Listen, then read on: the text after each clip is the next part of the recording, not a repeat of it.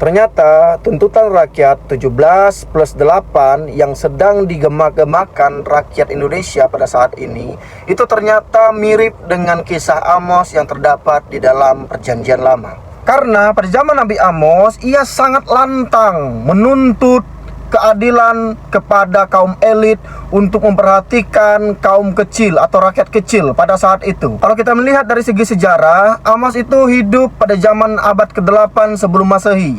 Ia hidup pada zaman Raja Yerobeam kedua di Israel Utara. Dan pada saat itu, kerajaan Yerobeam kedua berada di puncak kejayaan, di mana wilayahnya sangat luas, perdagangannya ramai, dan ekonominya berkembang dengan pesat. Jika dilihat dari luar, Israel Utara sangat nampak makmur dan stabil. Namun, jika kita melihat dari sisi lain, akan terlihat terjadi ketimpangan sosial yang sangat-sangat tajam dan mengerikan. Jika kita melihat para kaum elit, seperti para bangsawan dan pejabat, mereka memupuk kejayaan, memperluas wilayah, serta hidup mewah. Dan kalau kita melihat rakyat kecilnya, para petani sering kehilangan lahan karena sering membayar hutang, buruhnya diperas, dan pekerja miskin itu sering tidak dibayar dengan layak. Dan kalau kita melihat dari sistem hukumnya, pengadilan yang seharusnya menjadi tempat rakyat mencari keadilan, tetapi malah dikuasai oleh orang-orang kaya, karena hakim pada saat itu sangat mudah disuap. Dan kalau kita melihat dari sistem keagamaannya,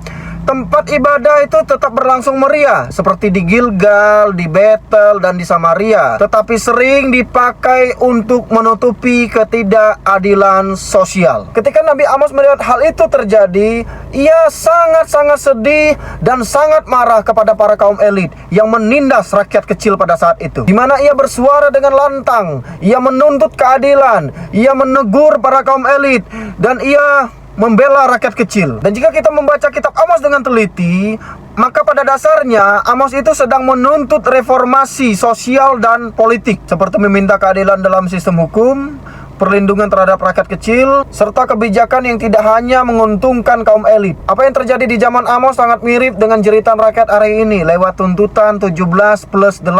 Seperti menuntut untuk segera mengesahkan UU perampasan aset bagi para koruptor, memastikan kelayakan upah untuk seluruh angkatan kerja, seperti para pendidik, tenaga kesehatan, buruh, dan mitra ojol, serta menuntut untuk mengevaluasi lagi kebijakan-kebijakan yang dibuat hanya untuk menguntungkan kaum elit saja. Dan jika kita melihat cerita yang tadi, ternyata suara Nabi Amos ribuan tahun yang lalu itu masih bergema sampai hari ini, bahwa tanpa keadilan sosial, sebuah pemerintahan tidak akan bisa berdiri kokoh. Tuhan Yesus memberkati.